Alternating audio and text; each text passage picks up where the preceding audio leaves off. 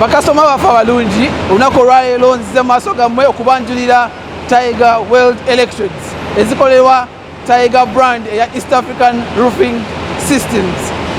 Derick Matovu ly'erinnya lyange, quality production engineer bw'obukugu bwange.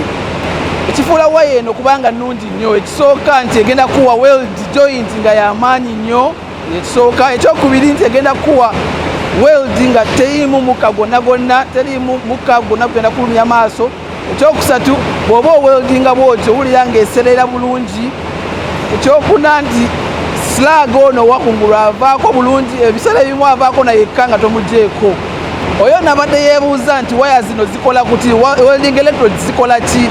Waya zino zikozesebwa mu kuzimba, mu kwokya ebyuma, mu kugatta ebyuma, mu kuzimba, mu kyonna kyonna ky'oyagala ky'okugatta ebyuma kyonna. East African Roofing Systems elese waya zino mu gauge 2 ekisooka. Elese waya zino mu gauge eya 12 ne gauge eya gauge 10. Box eno ennene eya gauge 10 ejjira mu kilo 5.